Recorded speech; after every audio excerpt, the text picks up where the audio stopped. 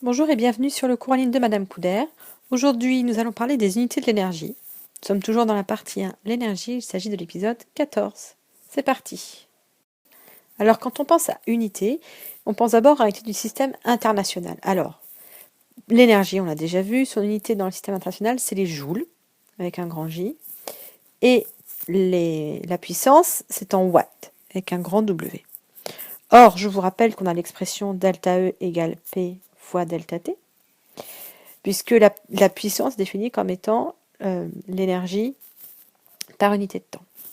Donc, si la puissance s'exprime aussi en watts et le temps donc en secondes, on va donc avoir l'énergie qui peut s'exprimer en joules ou en watts secondes. Et on a donc la relation 1 joule égale à 1 watt seconde. De la même façon pour la puissance, ça peut s'exprimer en watts, mais ça peut aussi s'exprimer en joules par seconde.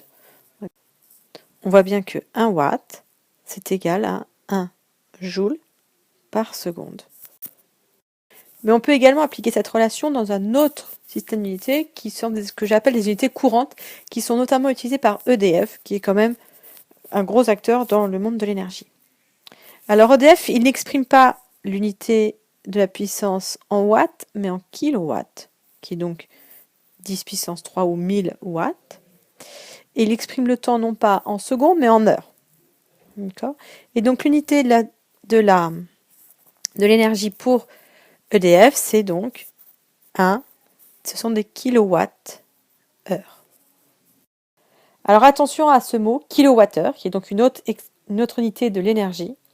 Ce sont bien des kilowattheures, ça s'écrit comme ça. Et il ne faut pas confondre avec, par exemple, les kilomètres par heure. Donc on parle de kilowattheure, on parle aussi de kilomètre-heure. On a l'impression que ça peut être la même chose, kilomètre-heure, kilowattheure. Mais en fait, c'est vraiment, vraiment différent. D'accord ? D'ailleurs, on le voit bien, puisque quand on regarde les compteurs, on voit bien kilomètres par heure, et ici, kilowatt-heure. C'est collé. Il n'y a pas de petites barres comme ici. Pourquoi ? Parce que quand on regarde l'expression de la vitesse, on a bien V égale la distance parcourue sur le temps. Donc si on regarde les unités, ça ce sont des kilomètres et ça des heures. On a bien la vitesse qui est donc des kilomètres divisé par des heures, donc soit avec une barre comme ici, soit par heure. Donc on a bien des kilomètres par heure. Dans le langage courant, on parle de kilomètre-heure, mais c'est un abus. Il faudrait parler de kilomètres par heure ou de mètres par seconde. Donc on est bien avec un par, il y a une division. Or là, quand on parle de puissance en kilowatts et d'énergie en heure, et de durée en heure, on a bien l'énergie en kilowatts-heure.